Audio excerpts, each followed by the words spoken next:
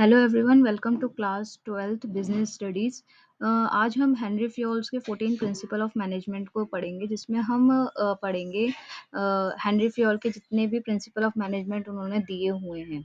सो Henry Fayol जो है, इन्हें father of modern operational management theory का भी कहा जाता है। तो he was a father of modern operational management theory, तो इन्हें फादर ऑफ मैनेजमेंट भी कहा जाता है। So let's begin the chapter. So इस चैप्टर में हम डिस्कस करेंगे the introduction and the 14 principle of management, Henry Fayol's के 14 principle of management. This is the content.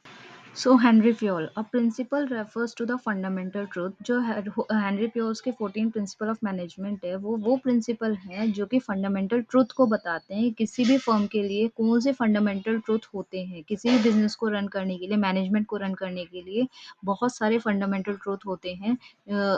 It is established cause and effect relationship between two and more variable under given situation। इसमें क्या होता है, cause and effect relationship होता है दो या दो से ज्यादा वेरिएबल के अंडर। अगर हम फर्म में एक चीज को चेंज करेंगे तो इससे दूसरी चीज पर क्या अल्टीमेट इम्पैक्ट पड़ेगा। Next one is they serve as a guide to thought and action. ये जो सारे प्रिंसिपल हैं, ये गाइड करते हैं हमें थॉट और एक्शन की, कि हमें अपने फर्म को कंप्लीट मतलब रन करने के लिए या फिर उसका मैनेजमेंट अच्छे से करने के लिए किस टाइप का थॉट और एक्शंस को फॉलो करना चाहिए। Therefore management principle are the statement of fundamental truth based on logic which provide guidelines for managerial decision making and actions। इसका मतलब है जितने भी मैनेजमेंट प्रिंसिपल होते हैं, वो स्टेटमेंट होती हैं जो फंडामेंटल ट्रुथ को बताती हैं। कैसे फंडामेंटल ट्रुथ? जो कि लॉजिक पर बेस्ड होते हैं। किसी भी फर्म में हमें क्या-क्या लॉजिक्स को यूज़ करना चाहिए। Which provide guidelines for managerial decision, जो कि मैनेजरियल डिसीजंस की गाइडलाइंस को बताते हैं कि किसी भी मैनेजमेंट में डिसीजन लेने में क्या-क्या गाइडलाइंस को फॉलो करना चाहिए और क्या-क्या एक्शंस को हमें लेने चाहिए, तभी वो फर्म का जो फंक्शन है वो स्मूथली हो पाएगा। दीज प्रिंसिपल आज ड्राइव, ये जो प्रिंसिपल हैं वो किस-किस बेसिस पर डिराइव होते हैं यानी निकलते हैं। So on the basis of observation and analysis, practical experience of the manager. तो जितने भी मैनेजर हैं उन्होंने ये सारी चीज़ों को अच्छे से ऑब्जर्व किया और एनालाइज़ किया, जिसके बाद इन सारे प्रिंसिपल्स को बनाया गया है। तो ये प्रिंसिपल ऐसे ही नहीं बने हैं, इनको अच्छे से प्रैक्टिकली एक्सपीरियंस किया है मैनेजर्स के द्वारा, इसको ऑब्जर्व किया है, उसके बाद एनालाइज़ किया है, उसके बाद जाके ये प्रिंसिपल सारे बने हैं। बाय कंडक्टिंग एक्सपेरिमेंटल स्टडीज़, और बहुत सारे एक्सपेरिमेंटल स्टडीज़ करी हैं कि हम क्या-क्या इंक्लूड करना चाहिए किसी भी फर्म को रन करने के लिए, किस स्ट्रैटेजी का इम्पैक्ट क्या पड़ेगा ultimately. So that's how 14 principle of management are formed. So let's discuss all the principle one by one. These are the 14 principles of Henry Fayol, जिसमें first one is division of work, second authority and responsibility, third one is discipline, fourth unity of command, fifth unity of direction, sixth subordination of individual interest to the general interest. Next seventh is remuneration, eighth centralization, ninth scalar chain, tenth order, 11th equity, 12th initiative, 13th stability of tenure of personnel and 14 esprit de corps. तो ये सारे जो 14 के 14 principal हैं इनको हम detail में अभी आगे डिस्कस करेंगे, लेकिन ये सारे प्रिंसिपल्स को याद करना आई नो थोड़ा सा डिफिकल्ट टास्क है, जिसके लिए मैं स्ट्रेटेजी अभी क्लास के लास्ट में आपको फॉलो करूंगी। इजीली हम लोग कैसे इन्हें 14 प्रिंसिपल को सिर्फ एक ट्रिक के थ्रू इजीली लर्न कर सकते हैं। So let's start the class and read all these principle one by one. So our first principle is division of work. Division of work, भाई नाम से पता चल रहा है डिवीजन ऑफ वर्क मतलब कि हर एक ऑर्गेनाइजेशन में क्या करना चाहिए, जो वर्क है उसको डिवाइड करना चाहिए। मीन्स जो काम का बर्डन है वो एक पर सारा काम का बर्डन ना देके हमें क्या करना चाहिए, अपने वर्क को थोड़े थोड़े लोगों में डिवाइड करना चाहिए और देखना चाहिए कि भाई ये इंसान इस काम में अच्छा है तो वो उसे वही टाइप का काम दे दो, दूसरा इंसान जो है वो उस काम में अच्छा है तो उसे वो काम दे दो। ऐसे क्या होगा, हमारा काम जो है वो वन बाय वन प्रोसीजर में तैयार भी हो जाएगा और किसी एक पर पूरा काम का बर्डन भी नहीं पड़ेगा। इसके बारे में डिटेल में पढ़ते हैं। Work should be divide among individual and group to ensure that efforts and attention are focused on special portion of the task.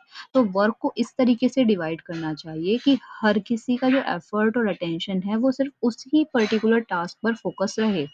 मतलब कि एक इंसान जो है वो सब चीज़ों के बारे में ना सोचकर सिर्फ़ एक चीज़ के बारे में सोचे, उसे बेस्ट तरीके से करने की कोशिश करे, जिससे कि वो काम बहुत अच्छे से होगा। हर कोई अपना-अपना बेस्ट देगा हर एक उस काम को करने में, तो वो काम अल्टीमेटली बेस्ट होगा। सो Fayol presented work specialization as the best way to use the human resource of organization। जो फेयोल है वो क्या करता है, प्रेजेंट करता है वर्क स्पेशलाइजेशन, कि भाई हर कोई इंसान जो है वो जिस काम में स्पेशलाइज्ड हो उसे उस तरीके का वर्क दे दिया जाए, जिससे कि वो इंसान उस टाइप के वर्क को स्पेशलाइज तरीके से करे। जैसे कि एक कार को बना रहे हैं तो हम सारा काम में सिर्फ एक ही इंसान को नहीं देंगे कि भाई कार है और आप उसे ही उसमें सब कुछ बनाइए।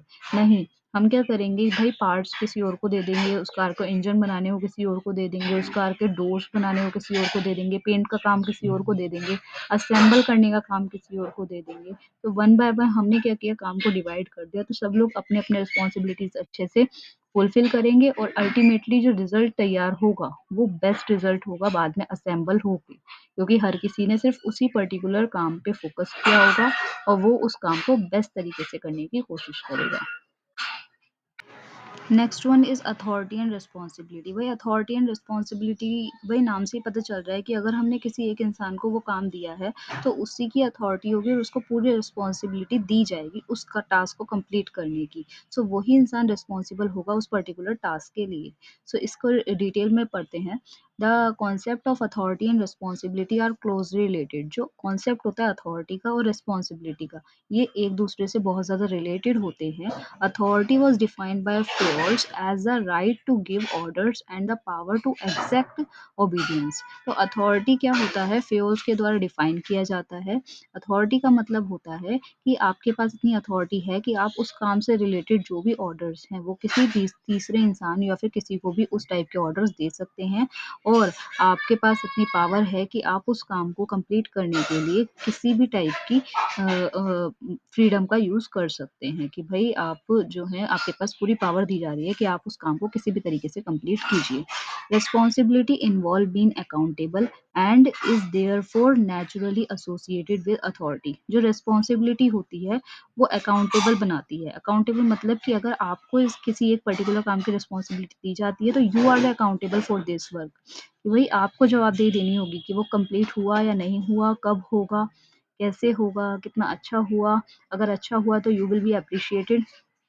सो ये सब होता है accountability and is therefore naturally associated with the authority. इसीलिए जो अथॉरिटी है वो नेचुरली रिस्पॉन्सिबिलिटी से रिलेटेड होती है। अथॉरिटी मतलब कि हमने पावर दे दी कि आपको वो काम कंप्लीट करना है, लेकिन अगर नहीं हुआ तो वो आपकी रिस्पॉन्सिबिलिटी है, you will be the accountable for that work.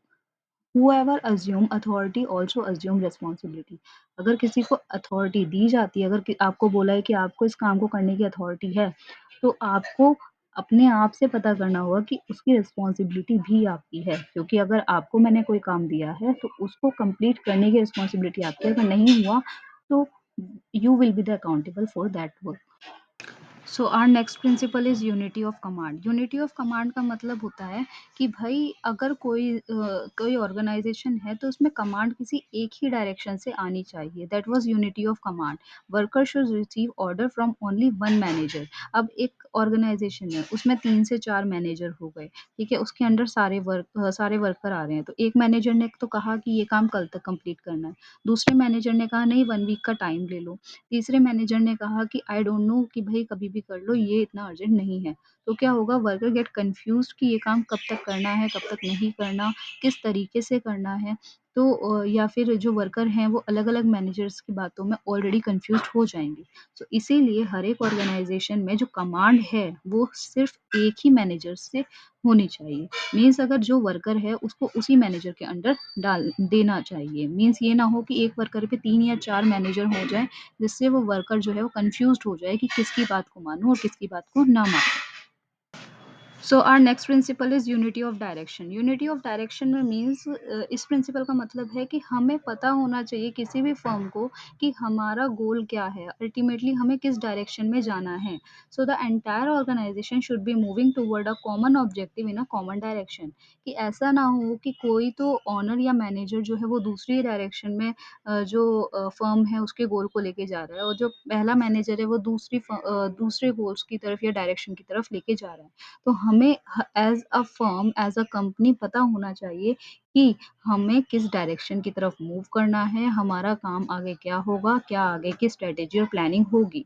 तो यूनिटी ऑफ डायरेक्शन का मीनिंग है कि we already should move in a common direction. सबका डायरेक्शन सेम होना चाहिए और सबको वो सारा विजन क्लियर होना चाहिए, चाहे एम्प्लॉयज हो या एम्प्लॉयर हो, कि हमें किस डायरेक्शन में अपने वर्क को लेके जाना है। So next one is subordination of individual interest to the general interest. तो हमें क्या करना चाहिए, किसी भी फर्म को रन करने के लिए हमें इंडिविजुअल इंटरेस्ट को बाद में रखना चाहिए और जनरल इंटरेस्ट को पहले रखना चाहिए, तभी जाके एक फर्म या कंपनी जो है वो अच्छे से रन कर पाएगी। बिकॉज क्या होगा, इंडिविजुअल इंटरेस्ट का मतलब होता है हर किसी का अपना अपना इंटरेस्ट है, हर कोई फर्म में अपने अपने मोटिव की वजह से है। तो इंडिविजुअल इंटरेस्ट में क्या होता है, हर किसी के इंटरेस्ट अलग अलग है, तो हर कोई अलग अलग डायरेक्शन में रन करेगा या मूव करेगा। लेकिन हमें क्या करना है, जनरल इंटरेस्ट की तरफ मूव करना है। जनरल इंटरेस्ट मतलब कि हम सबका कलेक्टिव इंटरेस्ट क्या है, और हमारा मेन मोटिव वही होना चाहिए फर्म में, कि हम सबका एक कॉमन एक जनरल इंटरेस्ट होना चाहिए। The interest of one person should not taken priority. हमें किसी भी फर्म में सिर्फ एक इंसान के इंटरेस्ट को प्रायोरिटी नहीं देनी चाहिए over the interest of the organisation of the whole. Organisation के इंटरेस्ट को प्रायोरिटी देनी चाहिए। Now next one is remuneration. Remuneration में क्या होता है कि जो एम्प्लॉयज हैं उनकी सैलरी किस अकॉर्डिंग होनी चाहिए। So many variable such as cost of living, supply of qualified person, general business condition, success of business should be consider in the determining the workers rate to pay. तो जितने भी worker हैं उनको salary या remuneration किस basis पे देना चाहिए, कि भाई उनकी लिविंग कॉस्ट कितनी है, वो कितने क्वालिफाइड हैं, उनका जो बिज़नेस कंडीशन है वो कैसा है, उन्होंने बिज़नेस में अपना कितना कंट्रीब्यूशन दिया है, कि वो बिज़नेस में वर्क कर रहे हैं, कितना हार्ड वर्क कर रहे हैं, सब चीज़ों को कंसीडर करके वो रेगुलर हैं या नहीं हैं। तो हमें हर एक फैक्टर को देखना चाहिए जिसके अकॉर्डिंग हमें उनका रेम्यूनरेशन डिसाइड करना चाहिए।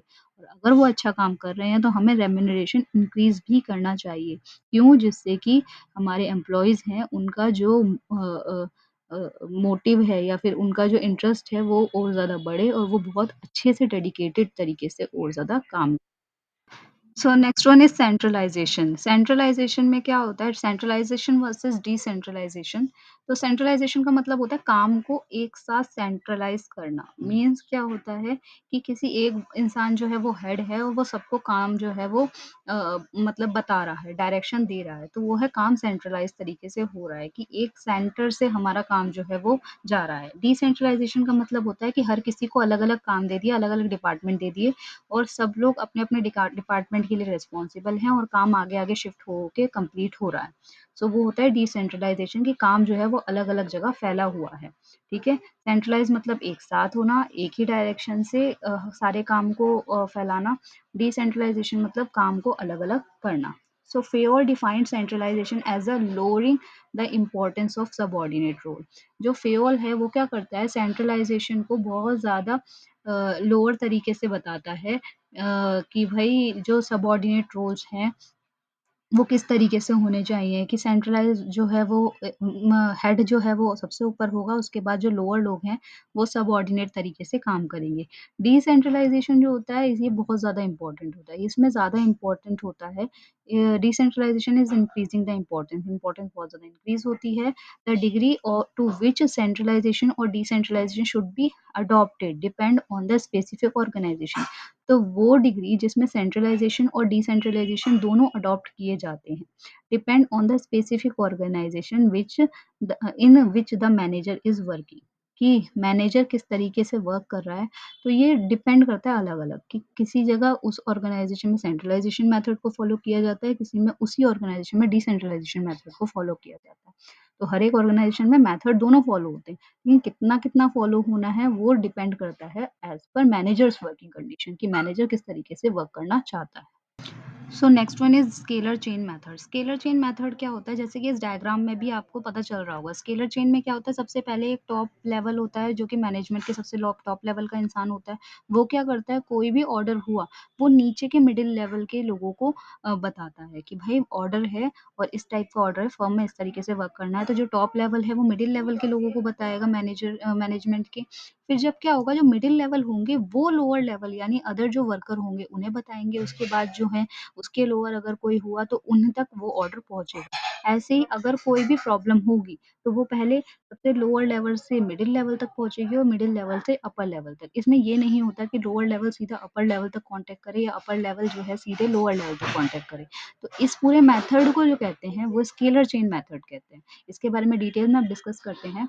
Manager in hierarchies are the part of chain like authority scale. तो जितने भी मैनेजर्स हायरार्की में होते हैं ये एक चेन की तरह काम करते हैं। अथॉरिटी इनकी जो होती है वो एज अ चेन के रूप में काम करती है। Each manager from the first line supervisor to the president possess certain amount of authority.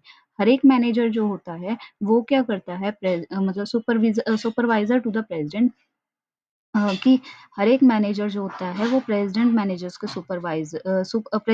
Supervisor होता है और वही बताता है कि भई आगे क्या काम करना है, लेकिन जो हेड होता है सबसे ज़्यादा अथॉरिटी उसके पास होती है। The president possesses the most authority, सबसे ज़्यादा अथॉरिटी प्रेज़िडेंट के पास होती है और फर्स्ट लाइन सुपरवाइज़र जो होता है उन्हें कहा जाता है। Lower level manager should always keep upper level manager inform of their work. जितने भी लोअर लेवल मैनेजर होते हैं वो हमेशा अपने से ऊपर वाले जो अपर लेवल मैनेजर होते हैं उन्हें अपने काम की जानकारी देते हैं या बताते हैं कि हमारा ये काम हो गया, ये नहीं हुआ, ये ऐसे हुआ है, ये सारी चीज़ें। The existence of scalar chain and adherence to it are necessary of it organisation is to be successful. तो जो स्केलर चेन का जितना भी एग्जिस्टेंस होता है ये बहुत अच्छा होता है, इम्पोर्टेंट होता है किसी भी ऑर्गेनाइजेशन के सक्सेसफुल बनाने में या किसी भी सक्सेसफुल ऑर्गेनाइजेशन में यही इसी टाइप का जो चेन मेथड है वो फॉलो किया जाता है। बिकॉज़ क्या होगा, अगर जो हमारा टॉप लेवल का मैनेजर है, वो अगर लोअर लेवल की बात डायरेक्ट सुनना शुरू कर देगा, तो लोअर लेवल में बहुत सारे लोग होते हैं और वो पूरे टाइम जो है उनका इसी में ही चला जाएगा कि जो सारे लोग हैं उनकी प्रॉब्लम्स को सॉल्व करने में। तो जो टॉप लेवल के लोग हैं वो अपना काम एफिशिएंटली और अच्छे से नहीं कर पाएँगे। दैट्स व्हाई क्या होता है कि जो मिडल लेवल हैं वो लोअर लेवल की प्रॉब्लम्स को सॉल्व करते हैं, उनकी बात सुनते हैं और जो अपर लेवल वाले हैं, टॉप लेवल वाले, वो मिडल लेवल की प्रॉब्लम्स को सॉल्व करते हैं। ऐसे ही स्केलर चेन मेथड को फॉलो किया जाता है। Next one is order. Order का मतलब क्या होता है, for the sake of efficiency and coordination all materials and peoples related to specific kind of work should be treated as equally as possible. तो क्या होता है, ऑर्डर का मतलब है कि अगर हमें किसी भी फॉर्म में एफिशिएंसी बनानी है और अगर कोऑर्डिनेशन अच्छा रखना है, तो जितने भी मटेरियल्स या लोग हैं किसी एक स्पेसिफिक टास्क के लिए जितने भी रखे गए हैं, जैसे कि एक स्पेसिफिक टास्क के लिए हमने जितने लोगों को अपॉइंट किया है उनके वर्क को इक्वली ट्रीट करना चाहिए जितना पॉसिबल हो सके। यानी ऐसा ना हो कि एक ही स्पेसिफिक टास्क के लिए किसी एक इंसान को तो बहुत ज़्यादा वर्क कर दिया, ओवरबर्डन कर दिया उसे, और दूसरे वाले इंसान को कोई टास्क दिया ही नहीं है या फिर उसे बहुत ईज़ी-ईज़ी टास्क प्रोवाइड किए जा रहे हैं। तो इसका मतलब होता है ऑर्डर, तो कि भई जिससे कोऑर्डिनेशन और एफिशिएंसी वर्क हो पाए। Next one is equity. Equity means all employees should be treated as equally as possible. तो जितने भी एम्प्लॉयज़ हैं उन्हें हमेशा इक्वली ट्रीट करना चाहिए। जैसे कि इसमें फिगर में भी दिखा रखा है, अगर एक गर्ल आपके ऑर्गेनाइजेशन में वर्क कर रही है और एक बॉय वर्क कर रहा है, यानी मैन और वुमेन वर्क कर रहे हैं, तो क्या होगा, हम ये नहीं कह सकते कि वुमेन जो हैं वो अच्छे से काम नहीं कर रही हैं या फिर नहीं कर सकती या फिर इनके पॉसिबल नहीं है या फिर आप उन्हें डिमोरलाइज़ करें। तो ये चीज़ गलत है। अगर आप इक्विटी मेथड को फ़ॉलो कर रहे हैं, एक सक्सेसफुल फर्म को बनाना है, तो आपको एज़ अ वुमन मेन अगर वो वर्क इक्वल कर रहे हैं, तो उनका पे भी इक्वल होना चाहिए, उनका ट्रीटमेंट भी इक्वल होना चाहिए। किसी भी तरीके का डिस्क्रिमिनेशन मेन और वुमेन के साथ नहीं होना चाहिए। Next one is stability of tenure of personal. Stability या टेन्योर ऑफ पर्सनल मतलब कि जो फर्म है उसमें स्टेबिलिटी होनी चाहिए। मीन्स हर एक जो एम्प्लॉइज़ है उसे डर ना हो कि भाई आज मेरी जॉब है, कल नहीं है या फिर क्या होगा क्या नहीं। तो फिर इस वजह से क्या होता है, जो एम्प्लॉइज़ है वो एफिशिएंटली वर्क नहीं कर पाएंगे। So retaining productive employees should always be higher priority of management. तो जितने भी प्रोडक्टिव एम्प्लॉइज़ हैं, उन्हें हमेशा मैनेजमेंट में हायर प्रायोरिटी देनी चाहिए। अगर एम्प्लॉयी अच्छा है, प्रोडक्टिव तरीके से वर्क कर रहा है, तो मैनेजमेंट में वो हायर लेवल पे होना चाहिए। Requirement and selection cost as well as increase product reject rates are usually associated with hiring new worker। तो क्या होता है, किसी का भी रिक्वायरमेंट किया जाए, किसी का भी कॉस्ट सिलेक्शन किया जाए, या फिर जितना भी as well as increase product reject rate are usually associated with hiring new worker, कि जो जब भी नए वर्कर को हायर किया जाता है, तो उसे हमेशा रिक्वायरमेंट सिलेक्शन प्रोसेस, उसका कॉस्ट वगैरह हर चीज़ देखकर करना चाहिए, रखना चाहिए और नहीं रखना चाहिए। तो ये स्टेबिलिटी और पर्सनल टेन्योर के अंडर आता है। So now next one is initiative. Initiative means the management should take step to encourage workers initiative, which is defined as the new or additional work activity undertaken through self direction। तो जितने भी management होता है, वो हमेशा वो step लेने चाहिए जिससे कि वर्कर्स जो हैं वो एनकरेज हों इनिशिएटिव लेने में, कि अगर वर्कर कुछ नया करना चाहता है या कुछ नया दिखाना चाहता है, अपना कुछ आइडिया बताना चाहता है, तो जो मैनेजमेंट है उन्हें हमेशा एप्रिशिएट करना चाहिए, which is defined as a new or additional work activity. और उसे हमेशा new or additional work activity में डिफाइन करना चाहिए कि भाई ये जो वर्कर है इसने ये नया काम किया है, जो कि फर्म के लिए बहुत अच्छा है या कंपनी के लिए बहुत अच्छा है, जिससे कि हम लोग सेल्फ डायरेक्शन बता सकें। ये एक सेल्फ डायरेक्टिव वर्क है, और जो इनिशिएटिव अगर हमारे एम्प्लॉइज़ ले रहे हैं, तो उसे हमें और ज़्यादा एप्रिशिएट करना चाहिए। Now next one is esprit de corps. Esprit de corps का मतलब होता है management should encourage harmony and general good feeling among the employee. तो जितने भी कोई कंपनी होती है या उसका मैनेजमेंट होता है, उसे हमेशा हर एक एम्प्लॉयज़ के साथ हार्मनी से पेश आना चाहिए, मतलब अच्छे से पेश आना चाहिए, और सब लोगों के अंदर एक गुड फीलिंग होनी चाहिए एम्प्लॉयज़ के अंदर। तो क्या होता है, इसका मतलब होता है यूनिटी इज स्ट्रेंथ, सब लोग यूनाइट रहें और सब लोग जो हैं यूनिटी के साथ और ज़्यादा अच्छे से काम करें, जिससे कि ये एक कंपनी की स्ट्रेंथ के रूप में पेश आए। So that is unity is strength as per the corps।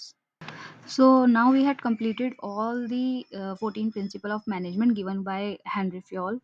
हमने सारे प्रिंसिपल्स को कंप्लीट कर लिया है, और अब मैंने जैसे कि वीडियो के स्टार्टिंग में बताया था, हम एक ट्रिक डिस्कस करेंगे जिसमें हम लोग सारे प्रिंसिपल ऑफ मैनेजमेंट को एक ट्रिक के थ्रू याद करेंगे। सो वो ट्रिक क्या है? ट्रिक है dad you see USSR. Dad, क्या आपने यूएसएसआर को देखा?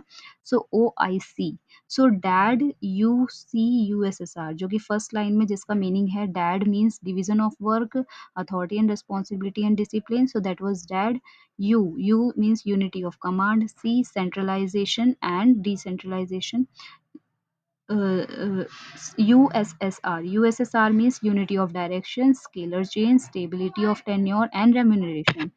And OIC means order, I मतलब initiative, and C means subordination of individual interest to general interest, E equity and E esprit de corps। तो ये हमारा पूरा जो ट्रिक है वो लर्न करने का है easily. Dad you see USSR O I C, dad you see USSR O I C.